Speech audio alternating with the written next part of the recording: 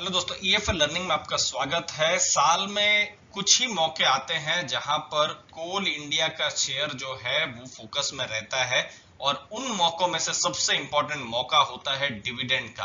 तो कंपनी ने डिविडेंड का ऐलान किया हुआ है। मार्च के महीने में इंपॉर्टेंट डिविडेंड को लेकर जानकारी है इस वीडियो में। जो इंपॉर्टेंट डेट्स हैं वो हम आपको बताएंगे। क्वार्टर 3 का रिजल्ट आया हुआ है वो हम आपको बताएंगे। पास्ट में डिविडेंड के कैसे ट्रेंड्स रहे हैं कोल इंडिया में वो हम आपको बताएंगे दोस्तों।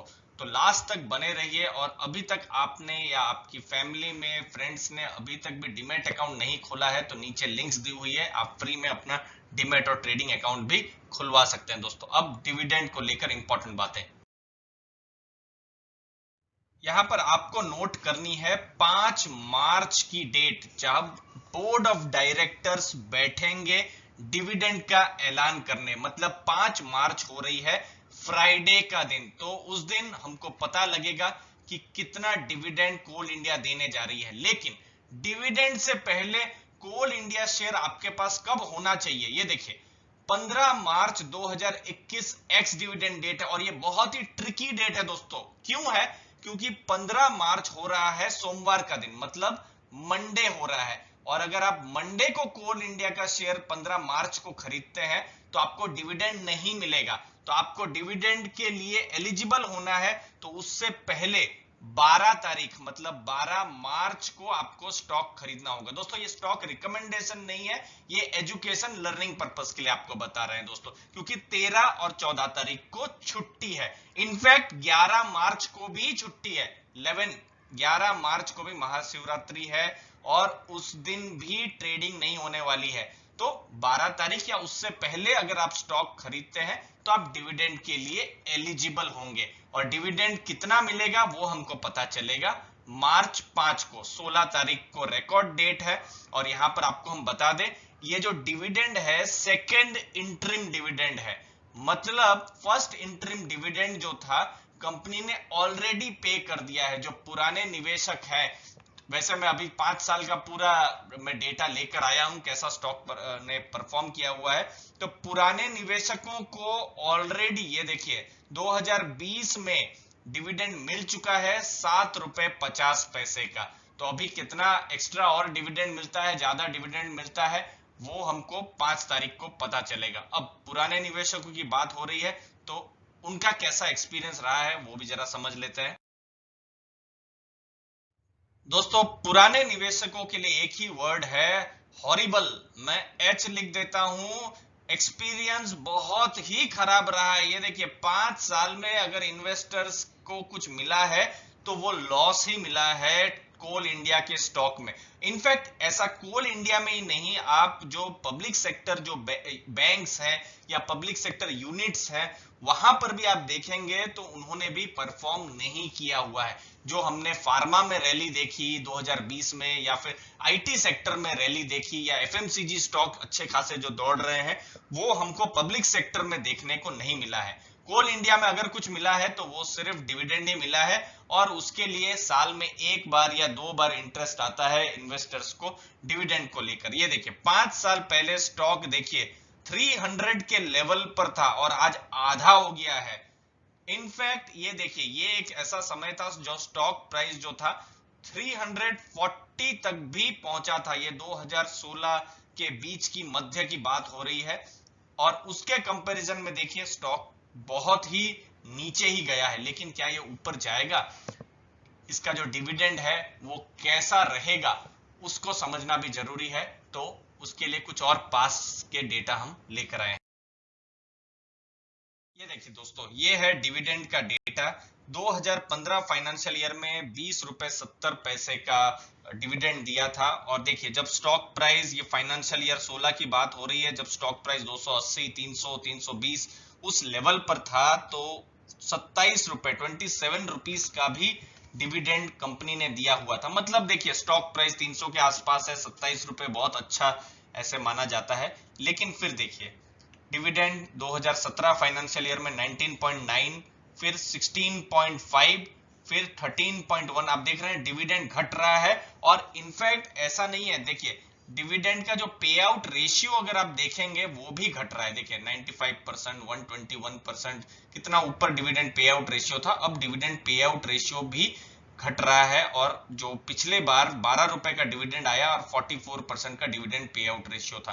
तो इसके बारे में भी जरा सा समझ लेते हैं कि ये डिविडेंड फ्लक्चुएट हो रहा है तो आगे कंपनी क्या उनकी रणनीति है डिविडेंड पर, तो वो जरा सा समझ लेते हैं दोस्तों।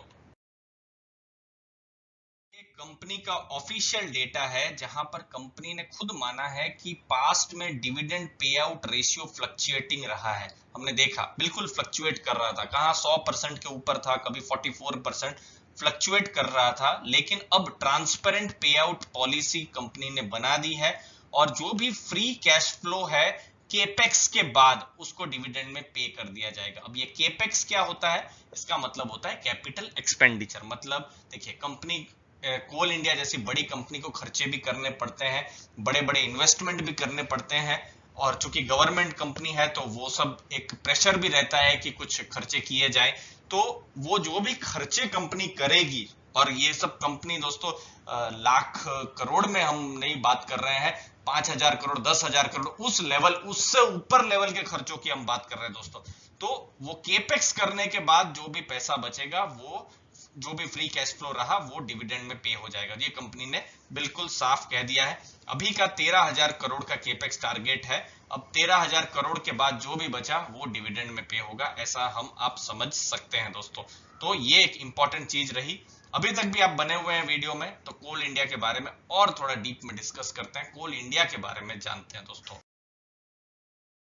बारे में जान लेते हैं दोस्तों। देखिए 1975 में कोल इंडिया की शुरुआत हुई थी और तब कोल प्रोडक्शन करती थी कंपनी 79 मेट्रिक टन, जो कि 2020 में 602 मेट्रिक टन वो उत्पादन कर रही है। मतलब 7.6 टाइम्स, मतलब इतना ज्यादा उत्पादन बढ़ा है। और अब टारगेट देखिए 1 बिलियन टन का है फाइनेंशियल ईयर 23-24 में।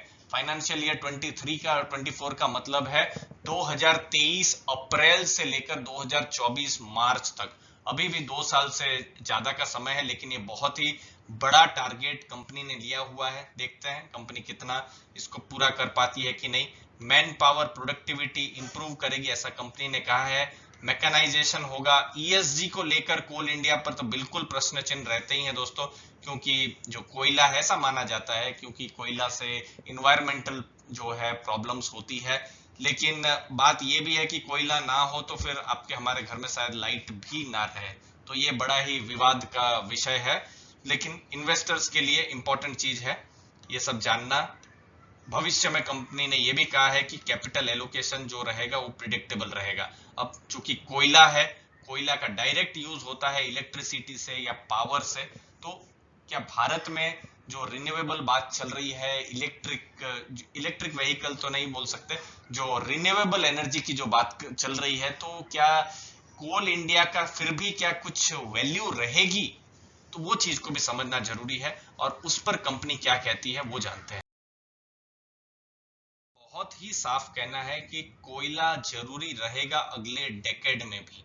अब ये पूरा 10 साल का डेकेड है, हम भी देखेंगे, आप भी जरूर देखिए 10 साल में कैसा होता है। देखिए पावर डिमांड तो बढ़ने वाली है, 6% अगर पावर डिमांड बढ़ती है तो कोयला जो चाहिए दोस्तों, ये देखिए कोयला जो चाहिए, कोयले की डिमांड देखिए, ये 1013 मेट्रिक टन से 1250 मेट्रिक टन बढ़ेगी। मतलब उसमें भी देखिए रिन्यूएबल भी ऐसा माना जा रहा है 123 गीगावाट रिन्यूएबल से 450 गीगावाट रिन्यूएबल भी बढ़ेगा, लेकिन थर्मल भी उस हिसाब से बढ़ने वाला है। मतलब कोयले का भी यूजेज होने वाला है, ऐसा नहीं है रिन्यूएबल। देखिए भारत में अगर पावर चाहिए, इलेक्ट्रिसिटी चाहिए, आपके हमारे घरों में इलेक्ट्रिसिटी चाहिए, तो इलेक्ट्रिसिटी कहीं से तो आएगी, विंड से आएगी, सोलर से आएगी। तो कंपनी का वही कहने का है कि ये सब जगह है, लेकिन उसके साथ साथ कोयला भी बंद नहीं होने वाला है, कॉम्पीट कोयला भी करने वाला है। और 8% के हिसाब से आप देखेंगे तो भी आप देख सकते हैं कि कोयले की डिमांड और ज्यादा बढ़ेगी। तो ये कंपनी का कहना है, आपको हमको और डिटेल में एनालिसिस करना है कि क्या सही में कोयला क्या बिल्कुल ही 10 साल में 15 साल में बिल्कुल ही रिप्लेस हो जाएगा। कंपनी के हिसाब से तो नहीं होगा, इनफैक्ट कोयला का यूजेज और ज्यादा बढ़ने वाला है। तो ये चीज पर नजर रखना बहुत जरूरी है आने वाले रिजल्ट्स में दोस्तों। में 9 महीनों में कंपनी ने कैसा परफॉर्म किया हुआ है, देखिए ये 9 महीने मतलब अप्रैल से लेकर दिसंबर 2020, ये जो 9 महीने हैं उसकी बात हो रही है। रेवेन्यू देखिए 68,512 करोड़ था, जो कि 63,326 करोड़ हुआ है, घटा है। लेकिन हमको आपको सबको ध्यान रखना है कि अप्रैल में लॉकडाउन था और पूरे साल तो डर में ही गया हुआ है दोस्तों। एबिटा जो है वो भी कम हुआ है 17,000 करोड़ से 13,444 करोड़। प्रॉफिटेबिलिटी 16,624 करोड़ थी, जिससे घटकर 11,603 करोड़ हुई है प्रॉफिटेबिलिटी। अर्निंग पर शेयर भी कम हुई है, आप देख सकते हैं। एबिटा मार्जिन भी कम हुआ है। तो इससे एक चीज समझ में आ रही है दोस्तों कि डिविडेंड पर थोड़ा सा प्रश्न चिन्ह लग रहा है कि बहुत बड़ा डिविडेंड नहीं मिलेगा। खैर 5 मार्च को हमको और ज्यादा क्लियर डेटा मिलेगा। ये देखिए केपेक्स भी देखिए 2,930 करोड़ का था, जो कि इस बार 7,801 करोड़ का। तो उसके केपेक्स किया है तो फिर डिविडेंड यहाँ पर भी थोड़ा सा कटेगा, कम होगा। नेट वर्थ कंपनी की बढ़ी है 32,000 करोड़ से 35,000 करोड़ से थोड़ा ज्यादा।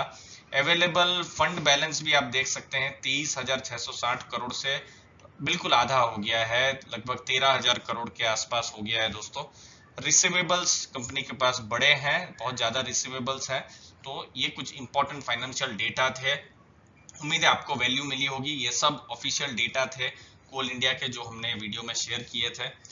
वीडियो अच्छा लगा तो जरूर लाइक शेयर सब्सक्राइब कीजिए। 5 मार्च का हम वेट करते हैं कि कंपनी क्या नया डिविडेंड पॉलिसी में नया लेकर आई है, नया इनफैक्ट डिविडेंड क्या लेकर आई है। तो बिल्कुल वेट रहेगा।